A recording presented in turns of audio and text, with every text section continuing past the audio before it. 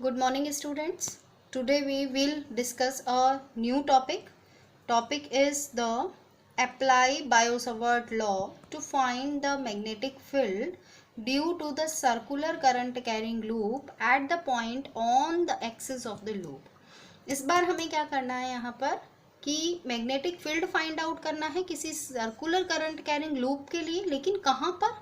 On the axis पर। पिछले class में हमने क्या किया था? सेंटर पॉइंट पर कंसीडर किया था हमने मैग्नेटिक फील्ड। इस बार हमें एक्सिस पर करना है। So consider a diagram.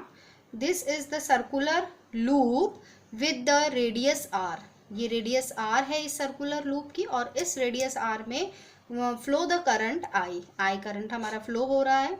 यहाँ सेंटर पॉइंट से हम आर डिस्टेंस पर एक पॉइंट P कंसीडर कर रहे हैं। इस पॉइंट पर हमें मैग्नेटिक फील्ड फाइंड आउट करना है। ओके, इसी सर्कुलर लूप पर हमने एक करंट एलिमेंट यहाँ पर, और दोनों ही एक्सिस पर हमने यहाँ पर DL करंट एलिमेंट यूज कर लिया है। इस करंट एलिमेंट DL से लेके P पॉइंट तक की ये जो डिस्टेंस हमने यहाँ कंसीडर की है वो S डिस्टेंस है। ओके, यहाँ पर एक ट्राइंगल हमारा बन जाता है। देखिए AR और इसका हाइपोटेनियस S। यहाँ पे अल्फा एंगल ये बना रहा है। अगर ये फाई एंगल बना रहा है, फाई एंगल अगर ये है तो ये भी हमारा फाई एंगल होगा, क्योंकि ये हमारा कॉरस्पॉन्डिंग एंगल है। So consider circular loop radius a current I according to the Biot Savart. सबसे पहले हम बायो-सावर्ट लॉ का यूज इसमें कर रहे हैं, तो हम स्टार्ट करते हैं अपने बायो-सावर्ट लॉ से। dB is equals to mu naught upon 4 pi I d l sine theta upon r square होता है। आर हमारा क्या होता है? DL और P पॉइंट के बीच की डिस्टेंस। तो हमारा जो DL है ये है, हमारा P पॉइंट ये है। इन दोनों के बीच की जो डिस्टेंस है वो हमने यहाँ पे कंसिडर कर ली, यानी कि S स्क्वायर। ओके, थीटा हमारा यहाँ पे 0 है। 0 के थीटा हमारा यहाँ पे 90 डिग्री है। सो साइन 90 की वैल्यू हमारी यहाँ पे कितनी हो जाती है? 1 हो जाती है। तो हम यहाँ पे साइन 90 को ख़त्म कर देते हैं, और साइन 90 की वैल्यू 1 हो जाती है। 1 यहाँ पर ख़त्म हो जाता है। ओके, अब हमें फाइंड आउट क्या करना है? हमें B फाइंड आउट करना है, total magnetic field find out करना है। ये टोटल मैग्नेटिक फील्ड होगा integral of DB sine theta. देखिए साइन फाई का क्या रूल है हमारा होने का? देखिए हम फिर से अपने डायग्राम पे आते हैं।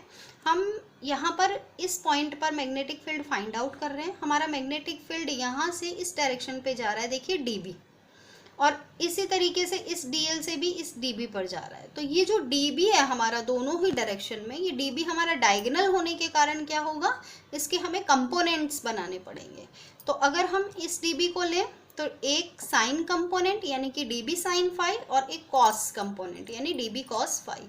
इसी तरह हम इसे लेंगे अगर DB को, तो अगेन DB साइन फाई, और नीचे की साइड हमारा DB कॉस फाई। तो यहाँ पे दोनों के दोनों कॉस फाई और कॉस फाई तो अपोजिट डायरेक्शन में होने के कारण हमारे कैंसिल आउट हो जाएंगे। सिर्फ एक DB को हम यहाँ पे कंसीडर करते हैं, DB साइन फाई। इसीलिए हम इसको यहाँ पे टोटल जो मैग्नेटिक फील्ड है आपका, उस मैग्नेटिक फील्ड के लिए हमने इंटीग्रल DB साइन फाई का यूज किया। यहाँ पे जो हमारा साइन फाई है उस DB की वैल्यू सबसे पहले हमारे पास में पुट कर दी हमने, और साइन फाई जो है, साइन फाई की वैल्यू यहाँ पे देखिए, sine phi is equals to perpendicular upon hypotenuse. तो ये हमारा हो गया sine phi is equals to A upon S। Okay, इस A अपॉन S को हमने यहाँ पे उठा के ये पुट कर दिया। ये सारे के सारे जितने कांस्टेंट हैं, म्यू नॉट आई 4 पाई S स्क्वायर, सब बाहर आ गए। सिर्फ एक हमारा DL अंदर है, और A अपॉन S साइन की वैल्यू। ये A अपॉन S भी हमारा एक तरह से कांस्टेंट की तरह जाता है, तो ये हमने यहाँ पर ले लिया A upon S। Integral of DB DL हमारा क्या होगा? पूरा सर्कुलर लूप जो है उसका सरकमफेरेंस की वैल्यू हमारी होगी 2 पाई A, और हमने यहाँ पर कर दिया है ये पूरा का पूरा। यहाँ पे पाई से आप इस पाई को कैंसिल कर सकते हैं, ये पाई से आप इस पाई को कैंसिल कर दें, और 2 से आपको इसको कैंसिल कर देना है, आगे आपका 2। तो हमारे पास वैल्यू इसकी आती है mu naught I A square upon 2S cube. यहाँ पे डायग्राम में हम ये देख रहे हैं कि जो हमारा एस है, ये देखिए एस है जो हाइपोटेनियस है, इसकी वैल्यू हम पाइथागोरस थ्योरम से निकाल सकते हैं a square plus r square या r square plus a square. Okay, तो हमने यहाँ पर वैल्यूज की पुट की, s is equals to under root a square plus r square. Okay, next हम देख रहे हैं इसको। नेक्स्ट देखिए यहाँ पे s की जगह हमने यूज कर लिया r square plus a square का अंडर रूट है, अंडर रूट को हमने बाय 2 करके लिख दिया, तो 3/2। ओके, अब क्या करेंगे हम कि अगर हम नंबर ऑफ टर्न्स यूज कर रहे हैं, यहाँ पे n number of turns use कर रहे हैं, तो फिर हमने n भी लगा दिया यहाँ पे। यहाँ पे हम 2 केस कर सकते हैं इसके। सबसे पहला केस है हमारा if r is equals to 0।